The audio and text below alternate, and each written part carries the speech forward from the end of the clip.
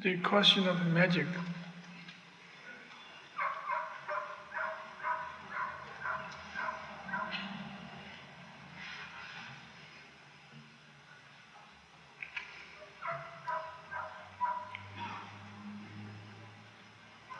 The Sanskrit word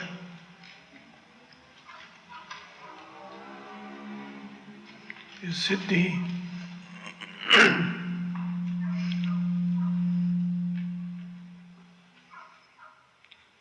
which represents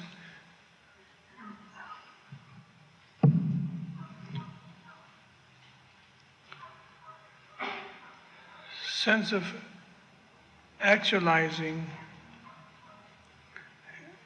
or working with the energy that exists in the realm of experience and realm of physical being.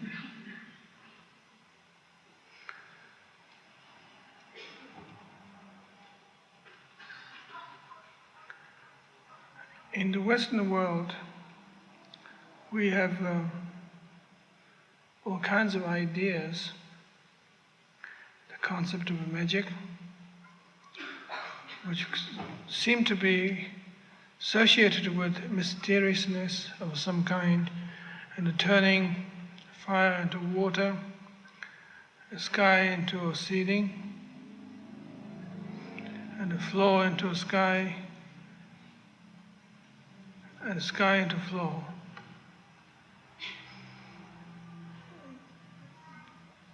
The concept is impossibilities to be achieved, so therefore it is possible to work with it.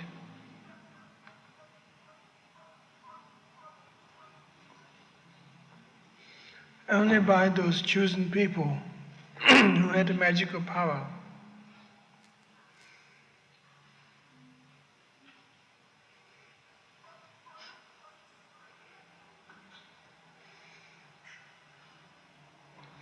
Often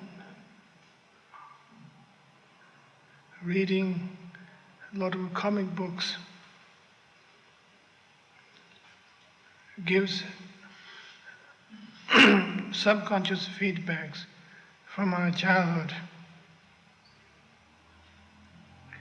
that magic is something extraordinary, something unusual, that unusual things happened because that person has possessed a certain power, and the power is exercised, executed to a people.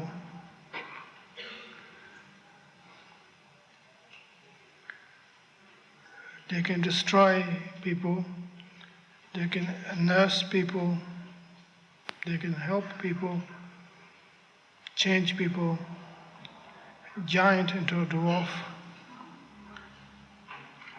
mute into a poet,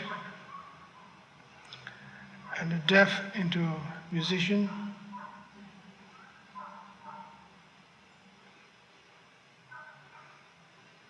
crippled into a runner, and so forth.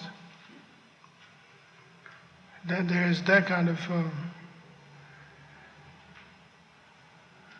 dealing with the spirituality, basically, and spiritual discipline is eventually end up by being a magician. That you have these little problems while you're a beginner, but maybe when you are a highly accomplished person, you won't have those problems. You can shake off your back. You can do anything you want. So that's the promise, and that's the concept of simple-minded aversion. Finally, once you are accomplished person, you can do anything.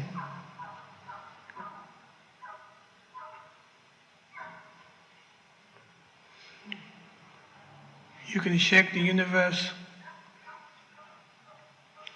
You can change the course of a flea.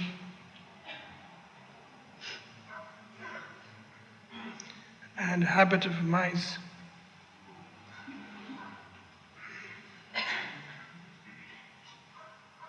You can turn a tiger into a cat, and a cat into a tiger. There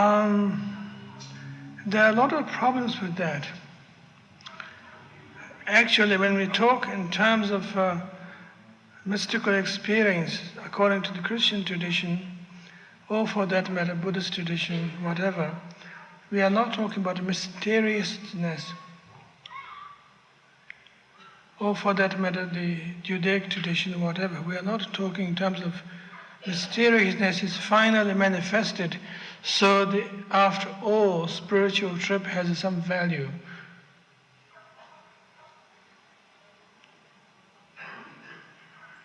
That we don't travel through elevators, we could just jump, levitate, put it politely.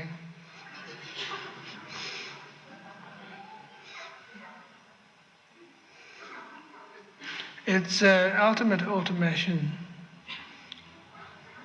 the true American dream.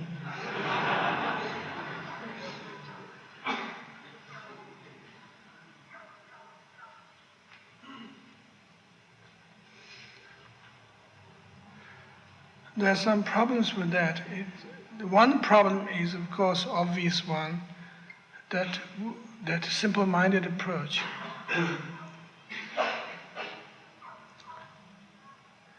That the world is a nuisance, problematic. The world gets in our way, so we can change it at a course. Once we are graduated at that level. Another thing is misunderstanding of role of ego at a deeper level, that ego can achieve enormous power beyond its ability. That is called magic. So that we don't have to give up anything at all. We can just latch onto some further power, furthering our energy into the direction of ego. That has become enormous problem, actually. That's enormous blockage. So precisely it is necessary for students of Tantra, this point, to go through the gradual process and give up an idea for the rapid path and start slowly and very simply from the bottom and go up slowly. So that our simple-minded version of cosmos, the universe, becomes different, more real, more personal, more direct. And also the approach to cosmos, or the world, is becoming workable. They don't remain separate from our basic being anymore at all. It is workable. That world contains invitations to your participation, and you give your invitations of participation to the world. So the world could come into you, and you can get into the world. And that seems to be necessary. And beyond that level, then there is the magical aspect of the world. That magic doesn't have to be sought, but happens by itself. Not as sensational as we might expect.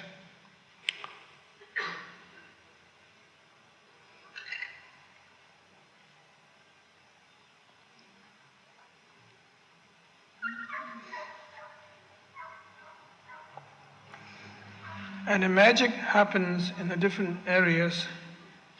The greatest magic of all is able to control and work with the ego, our mind. The 5 constituents of 5 skandhas are able to be worked on, related with, in a very direct, very simple way. That you can relate with the form, skandha of form, you can relate with the skandha of feeling, you can relate with the skandha of impulse, you can relate with the skandha of concept, you can relate with the skandha of consciousness, that it is workable to begin. So we could say the magic begins at home. If you don't have a home to practice magic, you are at loss. So magic begins at home. And you might say, what is magic about all this? We've been doing this all the time. That we've been struggling a long time and still we're struggling all the time. So what is special about this? And you don't say anything particularly extraordinary? True. That's that. Its ordinary aspect is become so powerful. Therefore it is magic. If it's extraordinary, it becomes a mechanical invention. It becomes sensational and feeble. Because of its ordinariness, therefore magic is possible. The basic philosophy of magic from this point of Tantra is concerned, magic is relating with the world as ordinary level as much as possible. That you make flowers grow, you make sunrise, moon set. If you stay long enough during the day, you see your sunrise. And if you stay long enough to your night, you find moonset.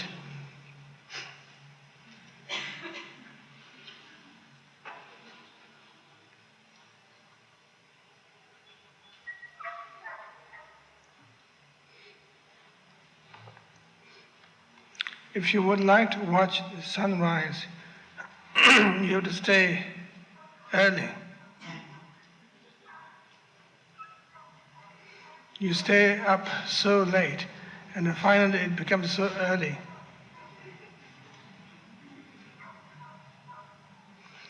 There is some kind of discipline involved with that you don't cop out yourself getting into bed and taking rest.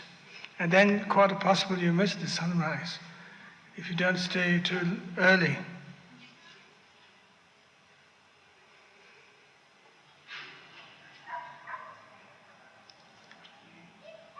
The caution of magic at this point is something very relevant to our life, to our path, actual practice. It's very real, very direct, and very personal. It's so personal that it becomes excruciating. At the level of excruciation, then you have a glimpse of a magic somewhere there that you can, in fact, quite possibly push yourself one step more, and the conventionally known as sensible people, so-called, wouldn't take such risk. Say, oh no, we've gone far enough, but mustn't go too far. We step back.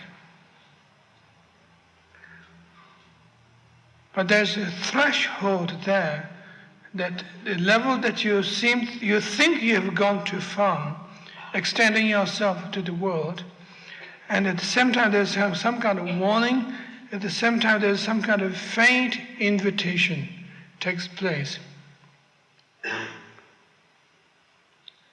And quite possibly you chicken out, because it's so much effort and energy. You have put already enough effort and energy, so you don't want to go beyond it. So accordingly, like Tibetan Book of the Dead talks about when the brilliant light comes to you, and you shy away from them, and then there's a pleasant, faint, less brilliant, soothing light comes to you, go for it. And then you come back to square one, which is returning to samsara. So that's the point, threshold of magic. In fact, it's very personal actually, that we feel that we were pushed, hustled, exposed from our practice. All kinds of irritations, all kinds of boundaries begin to come up to us. But still, we would like to keep it within that particular territory, that particular boundary. We don't really want to step beyond that boundary.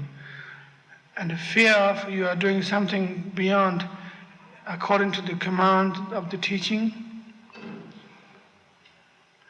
according to something beyond the level of basic human sanity. According to the basic level of that, you might destroy yourself beyond the level of survival territory. And those territories always comes up that we don't really want to push anymore.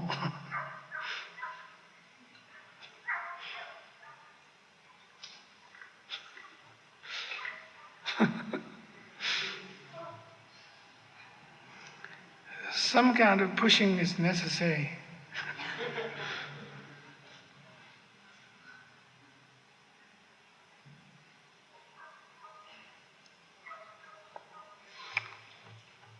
Well, we will say that we have given our income, our money, our possessions to the church or the organization. We committed ourselves, we signed our name under the dotted line. We pay our dues. We have take regular subscription of your magazine. And we do everything. Well, there is something left behind the whole thing. There's some point is missing actually. Those things are very easy to do.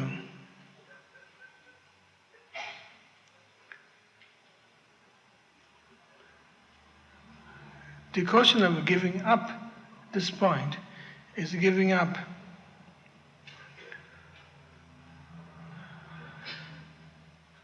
your arms and your legs. That's much easier to do.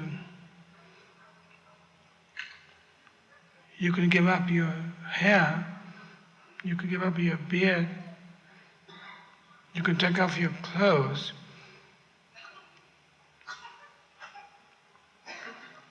But we have no idea, none whatsoever, how to give up our heart and brain. Once you give up your heart and brain, there the magic begins. It actually does. That's the spark. You give up your little heart, little brain, little this, and then you get greater nothingness. That's where the magic begins. You don't get anything back in return as such because you've given up your this little thing. But still, there is something is happening, quite possibly. One had experienced it, of course. Then actual magic begins there. The magic cannot begin unless you're willing to step on and then step over the electric fence that's been keeping you inside of the corral. You might get mild shock or violent shock, but this is absolutely necessary. Otherwise, there's no Tantra. There's no magic.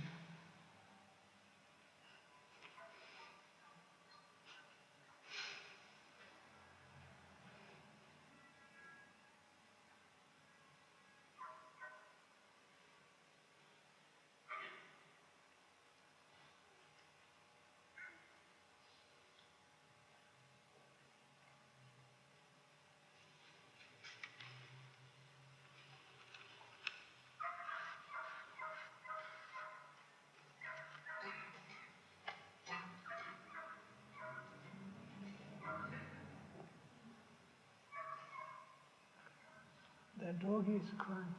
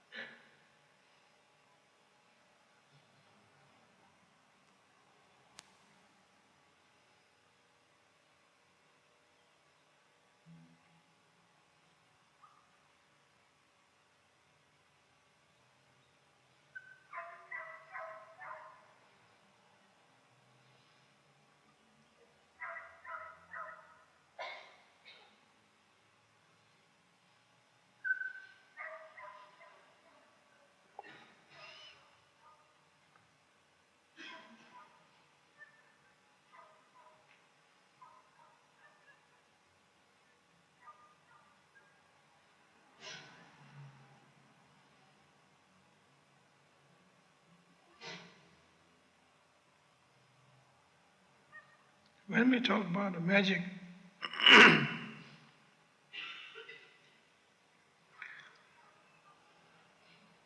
the basic framework, according to the tradition, has 4 types of steps of magic. Yummy, yummy.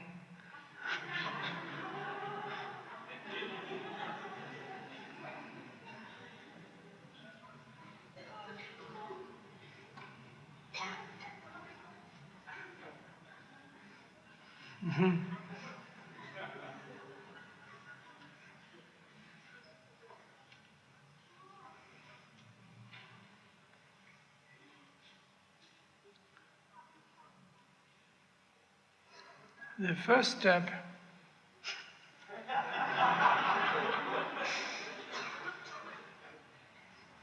is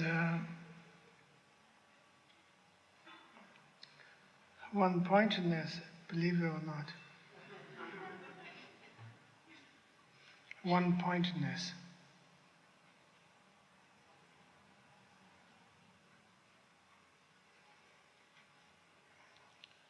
In this case,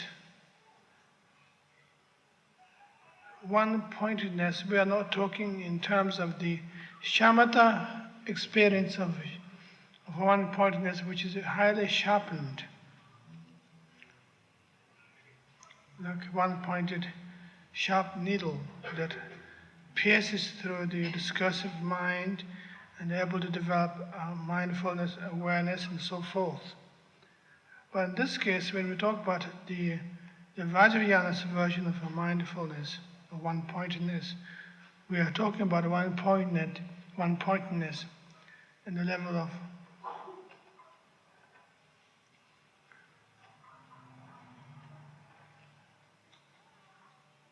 dull needle.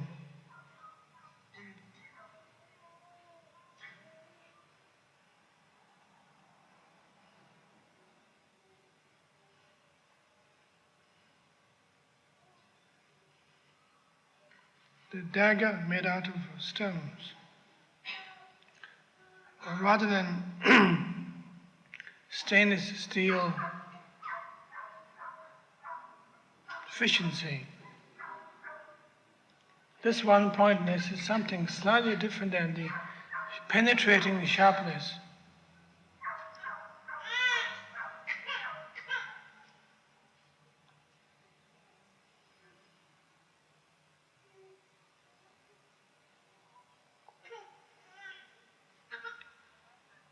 Usually what happens is when we have a sharp needle is traditionally designed to sew fabric, that when you have a very sharp needle, you begin to sew your clothes with it, and the needle doesn't damage the fabric. A needle goes through the textures of the fabric.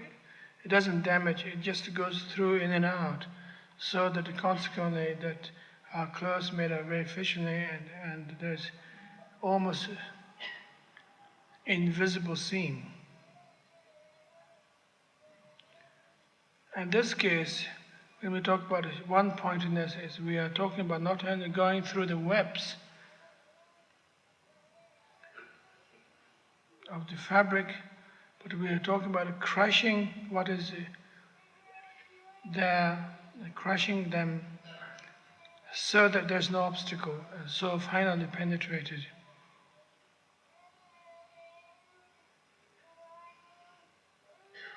It's very, very personal and very real from that point of view.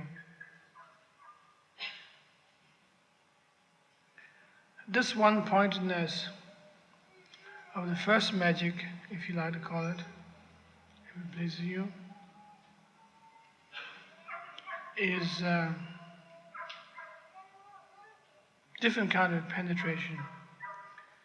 Penetrating at the level of whenever there's obstacles, they're acknowledged. The obstacles be cut through. So therefore there is a hole, therefore there's a gate, entrance point. Rather than a very straightforward and sharp needle is very sneaky and very efficient and keep on apologizing for each strand of fabrics and making themselves feel better. So the one part of the fabric could join another part of the fabric, so you can finally sew them beautifully. It doesn't destroy or damage the fabric, so this is very polite, Hinayana kind of approach. In this case, this one-pointedness we are talking about is very blunt and not at all polite.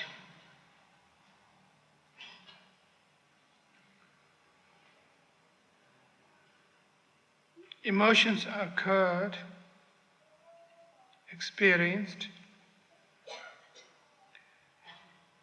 not suppressed, and not exercised out in the neurotic fashion, but they be dealt with in their own place. The second level is what's called simplicity, non-complication, and literally it says non-exaggeration. Again, the phenomena world is related properly, fully, thoroughly, so that they can exist in their own way, having already penetrated by one-pointedness of this particular type. So, there's simplicity already.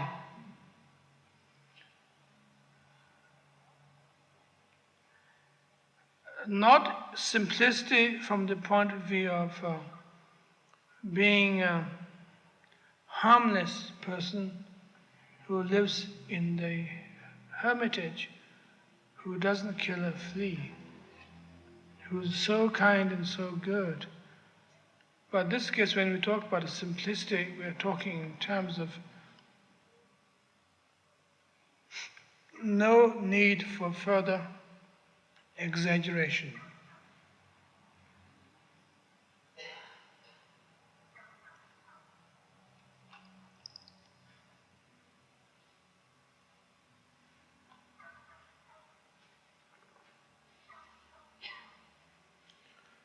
The exaggeration that we usually find ourselves on the level of spiritual materialism, acquiring all kinds of techniques and disciplines, and the level of also psychological materialism, that we begin to acquire all kinds of a lot of things.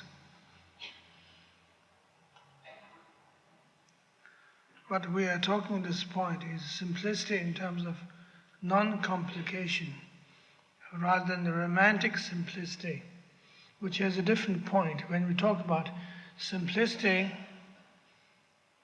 in the traditional ordinary sense, when you say somebody's very simple and direct, and usually that person is slightly dumb, so not knowing how to be sophisticated or complicated, or somewhat naive. Therefore, people find that particular type of energy is very refreshing,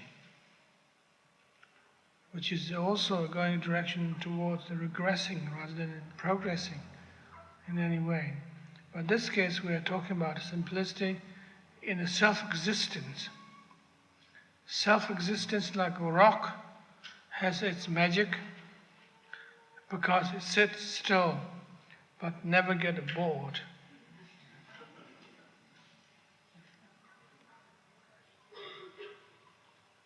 And rivers keep flowing in a simplistic way, but never get bored, never give up its course.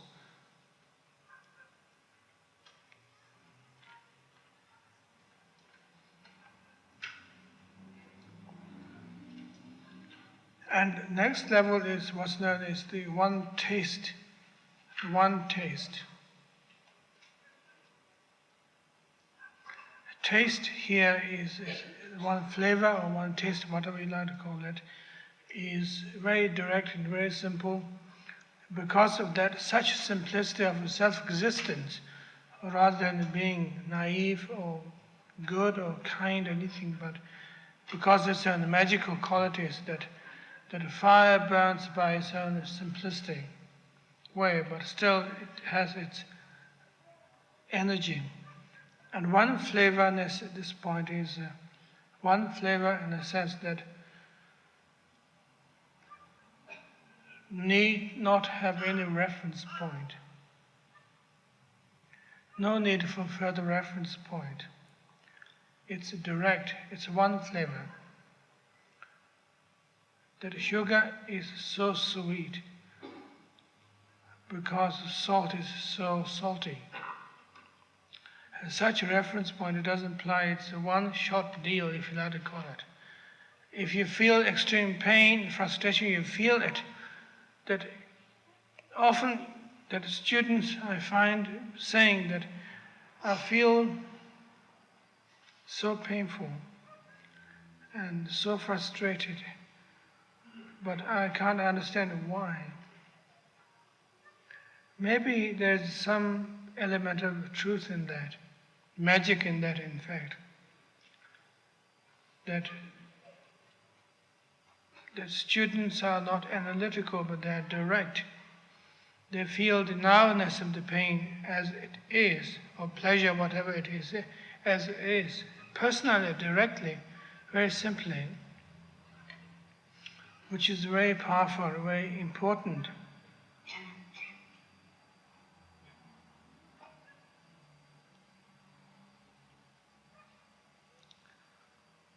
And then the fourth one, last but not least, is what's known as non-meditation. Non-meditation.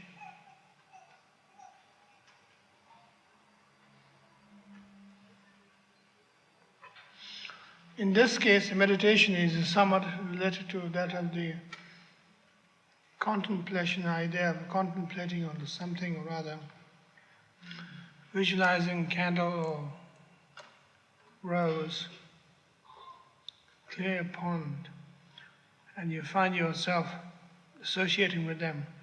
You become living rose. After the sitting practice is finished, meditating on the rose, you begin to feel like a rose, rosy, rose. Whatever.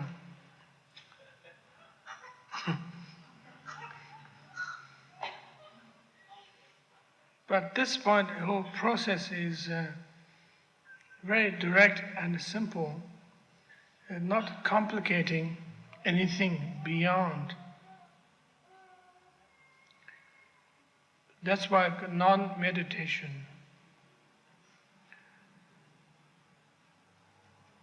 You don't have to meditate upon anything. It's beyond a subject-object reference point and all the rest of it. It's a personal experience, again. It's so direct and so simple.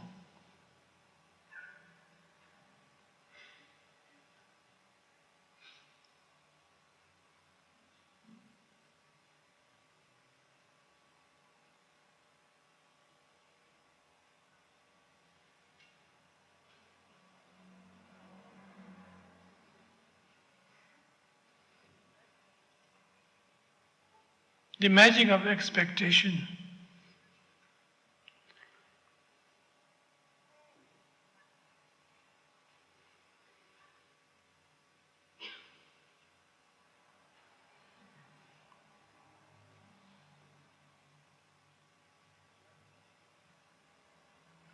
The magic of wanting.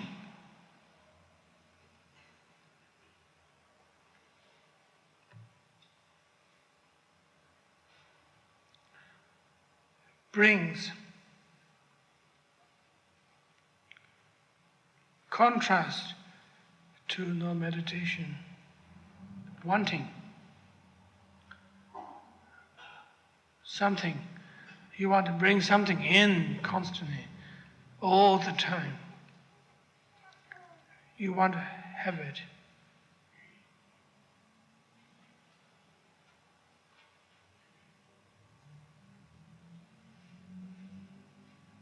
so badly, seemingly.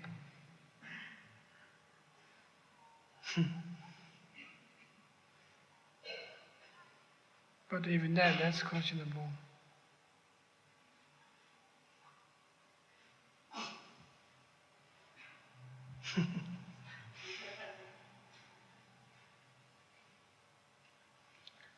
What is this wanting? Want. I would like to blah blah blah blah. Could I please? Is it possible? I was thinking about whether I. Blah, blah, blah.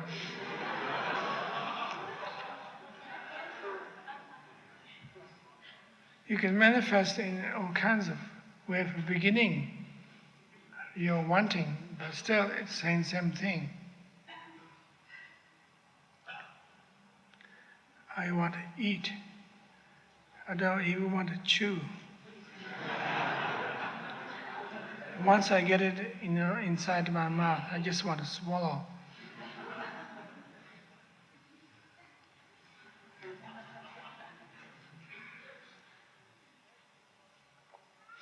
The magical level of non-meditation we're talking about is the complete opposite of that. Not necessarily not wanting as such as being dispassionate and so cool and so good as such, but still it's that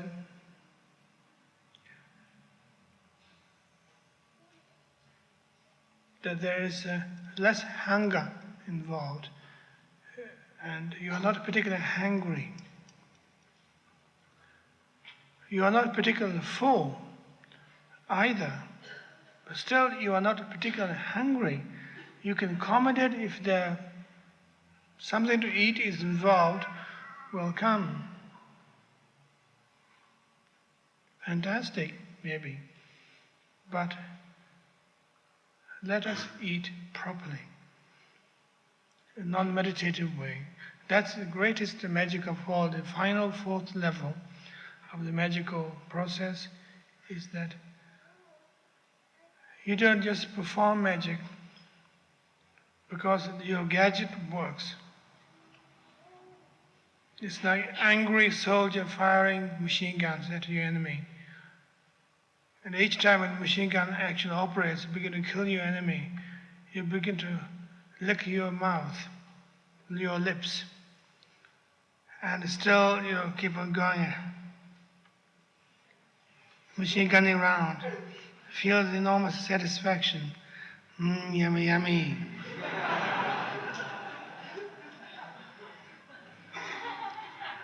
Somehow it doesn't happen that way.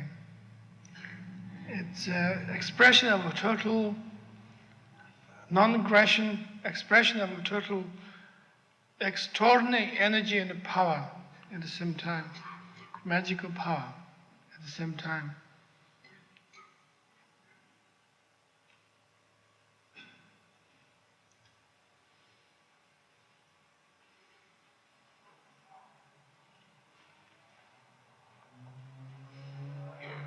And the question here seems to be is this magical enough? This feels somebody's slightly toned down and too sensible, maybe. I think one of the problems that we're facing at this point is that we haven't experienced those four levels personally, so we have no idea actually what's happening and how powerful they are. A little glimpse that we have in terms of energy that we have experienced, like taking part in the institute here and being here, that we have experienced is some, I could say at least 1/100th of energy. And still that we experience, it's too much. There are more to come.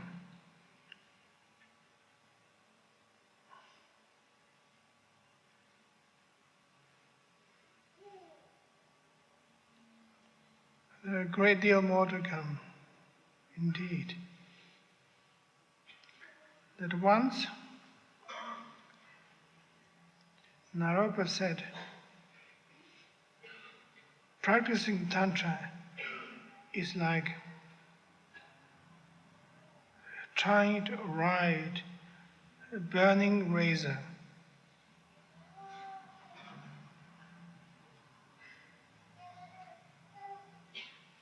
Maybe he was right.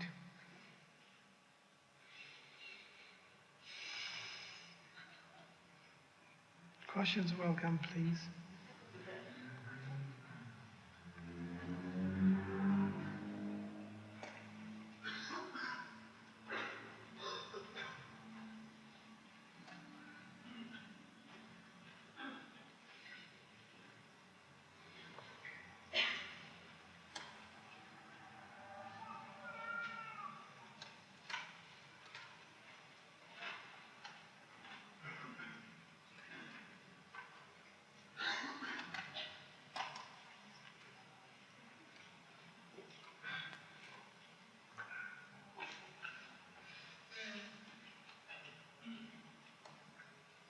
In the biographies of the Mahasiddhas, we see all kinds of magic going on, stopping the sun, changing this into that.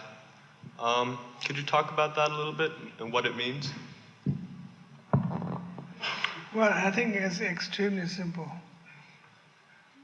Just a stopping sun.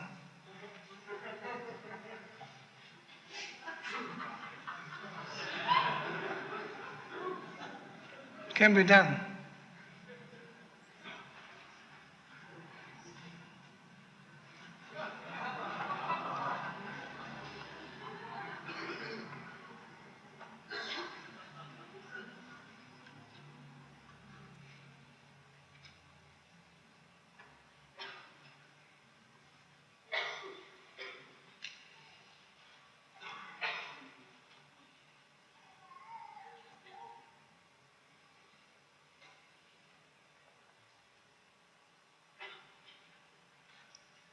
Young lady in the red.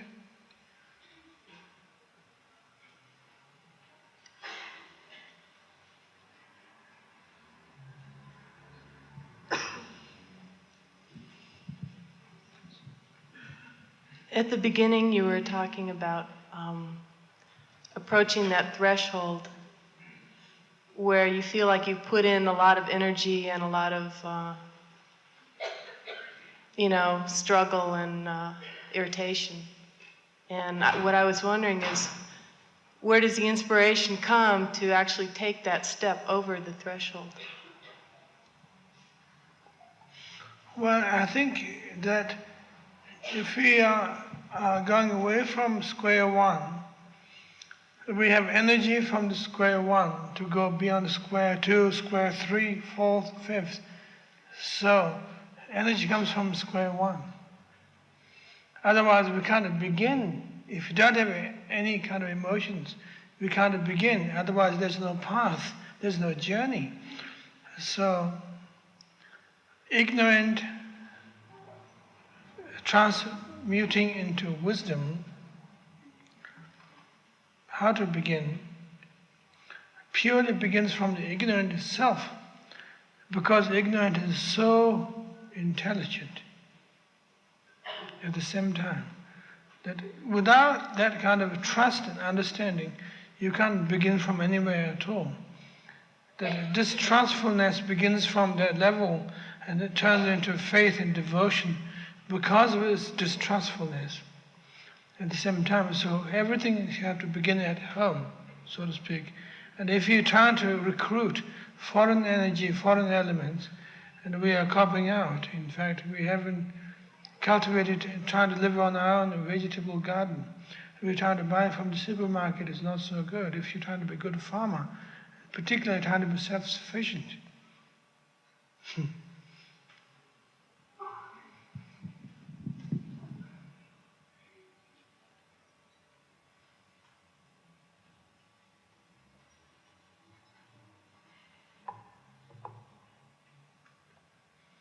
Gentlemen, eyeglasses.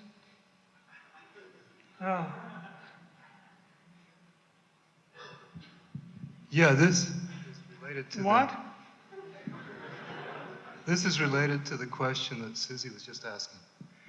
I was getting this idea of that exchange, and it seems to relate to my experience, that there's no way, and I want you to, agree or disagree or comment, that there's no way particularly that you can push yourself in any of these stepping through electric fences or making leaps, that somehow it's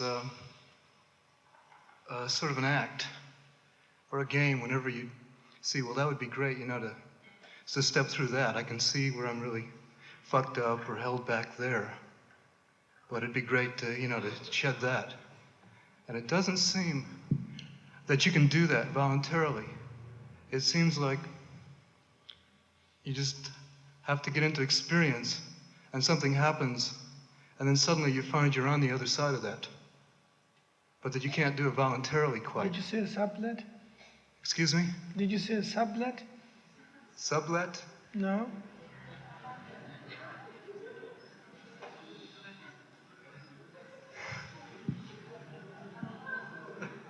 Go on. I'm not quite sure where I lost you, but I'll try. I'm talking about in terms of you talk about the electric fence, you talk about giving up your heart and brain, and that can be, and Siddhi was asking the question of inspiration. And I often get the notion, well, sure, that's right on, give up my heart and brain. Try to relate that however I can. But it seems that you can't volitionally or voluntarily, maybe that's what karma's all about, do that. But somehow you get into your experience and something happens and suddenly you find out maybe you've given up your heart and brain or given up some of it just from the experience and that you can't do it volitionally, but somehow it happens. Why can't you? Can you? I think you can. You can change your course of karma. That's precisely the basic point, that's why it's magical. You can change your course of karma by working so closely with the whole karmic setup. You can change your karma. By getting into everything that's Not happening? necessarily giving into it as being a humble person as such, particularly. No, I mean the other way. But what? I mean the other way. Getting into all the passion, aggression, indifference, etc. Depends on what you mean by giving in. But giving in doesn't necessarily mean that you have to be a victim of it, particularly. That's usually what I mean. But this is not quite victimized, but you actually experience your emotion naked, simply as they are. And it doesn't have to actually be victimized. At the same time, you can experience very simply, directly, as they are. That is the changing the course of karma, where the actual magic begins. It is possible to do. Good luck, sir.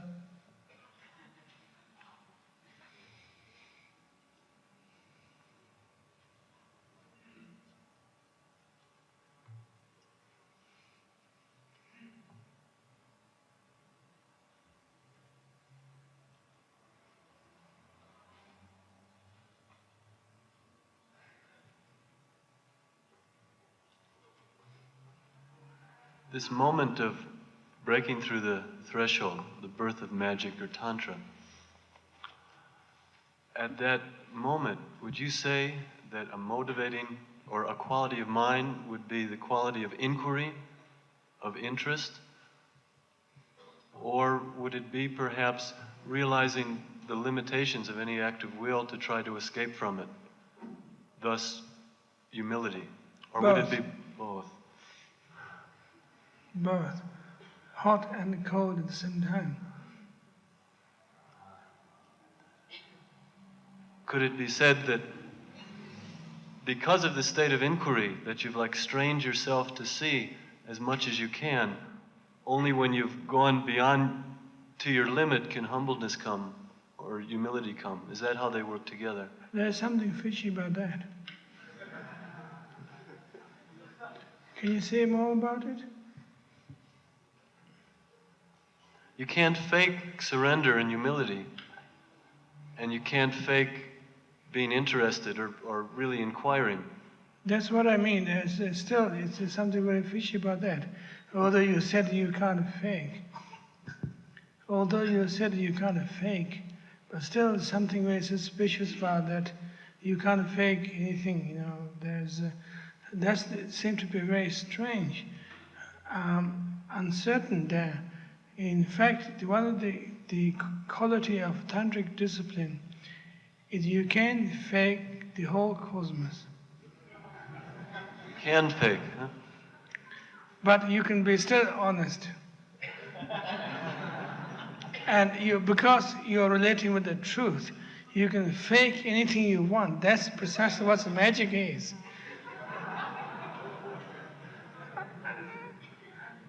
It's not quite necessarily, magic belongs to the hippies or the rednecks.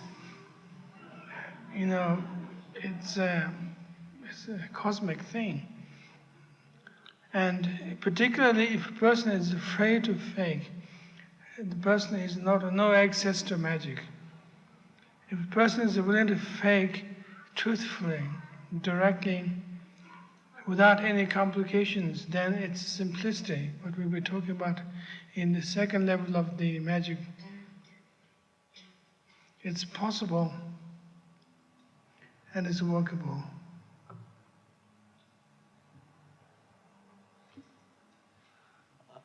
I got a feel for that. You know what? I had a little feel for that. I would like you to please relate that to the state of inquiry and state of humility, how that relates to the state of truthfully faking. Well, what you're trying to inquire, don't give up your microphone. What are you trying to inquire? When you say inquiry, what you trying to inquire? What you trying to find out? To see what keeps me bound. And what you going to do with it if you find out?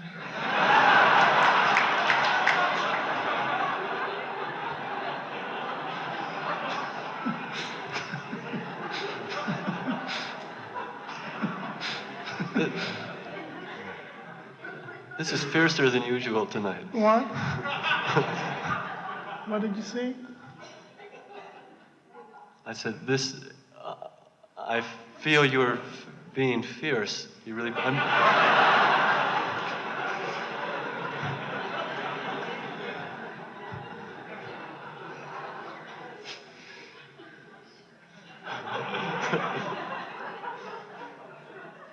Good luck, sir. But we shouldn't forget what we talked about it. We must think more. It's a very serious matter. It's a matter of consequence. We are in grave danger.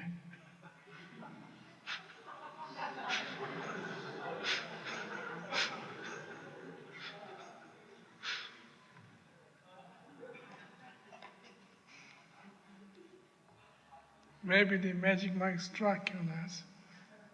Maybe the magic might strike on us. We are in grave danger. It's a possibility.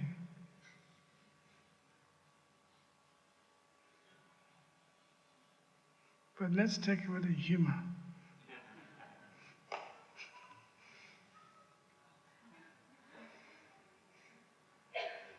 There's all kinds of magic happens as soon as when everybody walks out of this room. And there's all kinds of magic happens when people sit here. It's magic is all over the place. Particularly when we decide to declare that we're going to have a course in Tantra at the beginning. There was a big decision. In fact, already passed and worked on it, willing to do that. And we decide to have that kind of work that we're going to do together. And quite excitingly, that such a large number of audience wanted to hear about Tantra. It's very exciting, encouraging, but at the same time, that it seemed to be necessary that every one of us here watch our steps. Good luck, sir. Madam. Next question.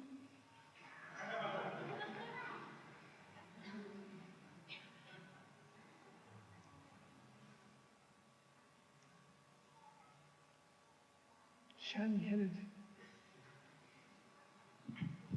Rinpoche, would you please share with us an example or two of how you have used magic to change karma in your life?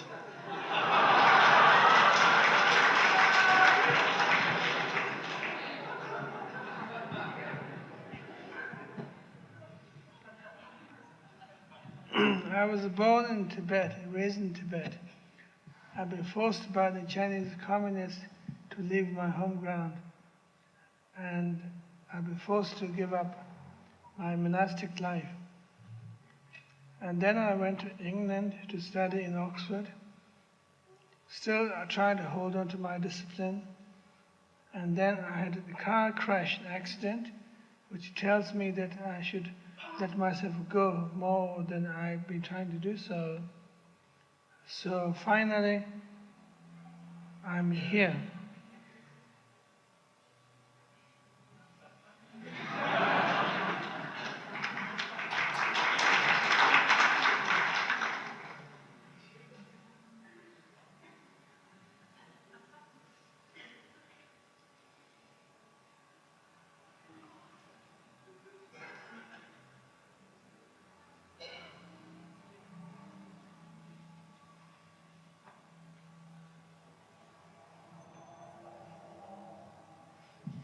There seems to be a lot of energy that goes into that state of constant wanting.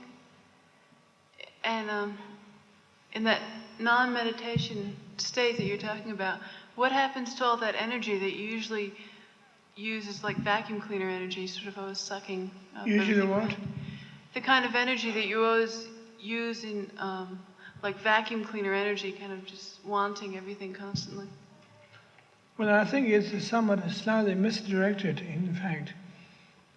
And there's possibilities that the domestic affairs of one's life can be handled at the same time spirituality can be together at some point. And it's true that we can't do more than one thing. We should do one thing at one time. But at the same time, it's true that we should learn how to do one thing at the same time and doing a lot of other things at the same time as well. So that's the getting in the level of Vajrayana approach, which is possible and one can do it. So idea is being that one concentration, one pointedness, at the same time a lot of inspiration surround you. I guess my question was more abstract than that or something. I was just wondering about like the energy of wanting. Well, energy of wanting goes with that as well at the same time. That when you want something, you want one particular thing, or rather, that you can't relate with the rest of the whole panorama anymore. So that when you want, you have a fixation on something, that you have a problem relating with the rest of it at the same time.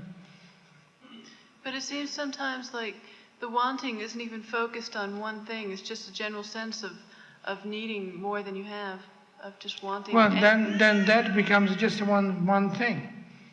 Like you have a desire if you have a desire to go to the liquor store, which is that you have no idea what liquor you're going to buy, but at the same time you have a attraction towards liquor, and there are a lot of liquors you can buy.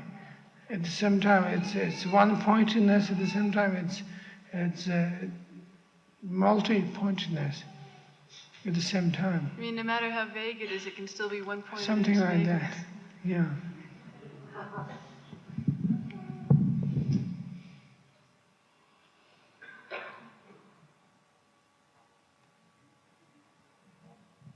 If non-meditation is magic, what is meditation in relation to it?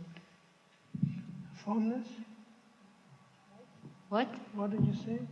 If non-meditation is magical, what is meditation in relation to it? I didn't follow. Can you say that again, if you don't mind? Third time. Is non-meditation? If non-meditation is magic, Yeah. what is meditation in relation to that? Well, meditation in terms of contemplation, dwelling on the thoughts, all kinds of things.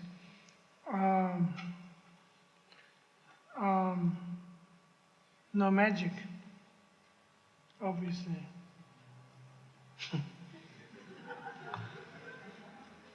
There's no magical qualities about it. At the beginning, trying to set yourself together, trying to be yourself properly. That seems to be the point. And non-meditation is very magical because there's no reference point in particular. There's lots of ground and openness and areas set up that you're walking on an electric field because you don't expect anything at all, none whatsoever. And the meditation is very much chosen ground and a very personal thing in the egocentric sense.